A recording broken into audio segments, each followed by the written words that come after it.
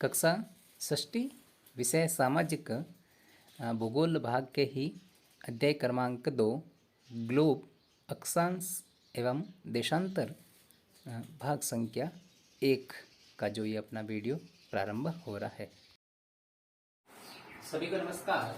अपने अध्याय क्रमांक के 3 वीडियो पूर्ण होने के बाद में अध्याय 1 से अध्याय 2 पर आते हैं और अध्याय क्रमांक 2 जिसका नाम है ग्लोब अक्षांश एवं देशांतर।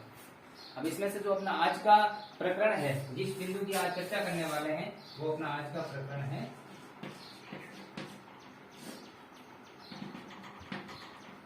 ग्लोब की संरचना।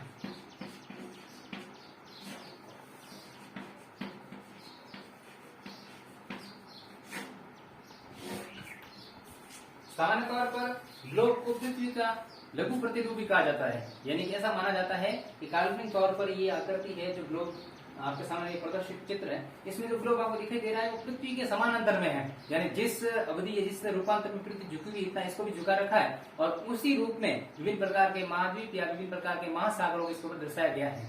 इसके साथ ही ग्लोब वैसे कई प्रकार के हो सकते हैं, छोटे ग्लोब हो सकते हैं, बड़े हो सकते हैं। सामान्य तौर पर हमारे सामने दिख रहा है वो एक समंत ग्लोब का है, जो कि हमें ये दर्शाता है कि किस किस रूप के अंदर इस पृथ्वी के रूपांतर को देखा गया है।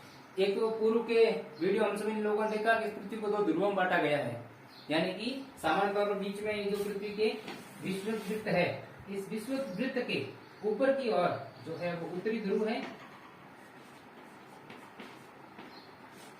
और इसके ठीक नीचे की ओर ये दक्षिणी ध्रुव है। ये 2 ध्रुव हो गए। तो ऐसे ही ग्लोब पृथ्वी के लघु रूप में एक वास्तविक प्रतिरूप है, यानी जिसके अपने आधार मान करके अपन पृथ्वी का रूपांतर देख सकते हैं। वैसे ही ग्लोब पर देशों, महाद्वीपों तथा महासागरों को उनके सही आकार में दिखाया जाता है। तो इसी प्रकार से अगला बिंदु अपना है वो अक्ष से जुड़ा हुआ है। अक्ष यानी ग्लोब एक सुई पर झुका हुआ रहता है जो 2 बिंदुओं से होकर गुजरती है, बीच में हमने अभी देखी, जिसे अक्ष कहा जाता है। और जिन 2 बिंदुओं को अक्ष मिलाता है वे उत्तर व दक्षिणी 2 प्रकार के ध्रुव है, जो मैंने सैंपल पर आपको अभी अंकित करके बताया। एक बिंदु आता है विषुवत वृत्त, यानी एक काल्पनिक रेखा जो ग्लोब को 2 बराबर भागों में बांटती है, मध्य में खींची गई रेखा जो विषुवत वृत्त कहलाती है। ठीक वैसे ही अगला बिंदु अपना है अक्षांश, जिनको अपन समांतर रेखाएं कह सकते हैं। तो परिभाषा स्वरूप में देखें तो ये कह सकते हैं विषुवत वृत्त से ध्रुवों तक स्थित सभी समांतर वृत्तों को अक्षांश समांतर रेखाएं कहा जाता है या अक्षांश रेखा कहा जाता है। अब इसमें भी विषुववृत्त यानी 0 डिग्री अक्षांश को दर्शाता है, यानी मध्यांतर में जो रेखा मैंने खींच के बताई थी आपको श्यामपट के ऊपर, वो है वो विषुवत वृत्त को दर्शाती है, यानी 0 डिग्री। उससे ऊपर की ओर से और दक्षिण की ओर से जो रेखाएं खींची जाती है वे सभी रेखाएं हैं वो अक्षांश कहलाती है या अक्षांश समांतर रेखाएं कहलाती है।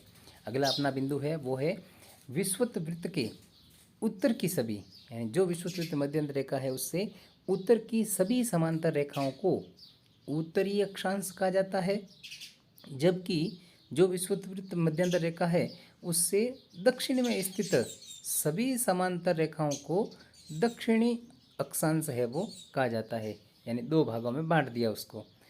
अतः 2 भागों के कारण ही 90 डिग्री उत्तरी ध्रुव यानी उत्तर दिशा के अंदर, जबकि 90 डिग्री दक्षिण ध्रुव में विभाजित किया गया है जो कि दक्षिण दिशा में स्थित है।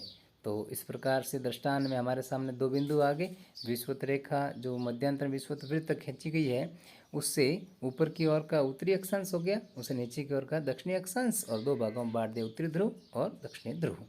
अब अपने आज का गृह कार्य जो कुछ अपने पढ़ा उसका अभ्यास कार्य। प्रश्न क्रमांक 1, ग्लोब किसका लघु रूप है, उसका एक शब्द में उत्तर देना। प्रश्न क्रमांक 2, विषुवत वृत्त किसे कहते हैं, अंदर की स्लाइड में अभी परिभाषा आई हुई है, किसे कहते हैं इसका आप परिभाषित कीजिए। प्रश्न क्रमांक 3, महत्वपूर्ण अक्षांशों के नाम लिखिए। अभी हाल ही की ये स्लाइड में हमने पढ़ा था कितने महत्वपूर्ण अक्षांश है, कौन कौन से हैं, उसका नाम लिखिए।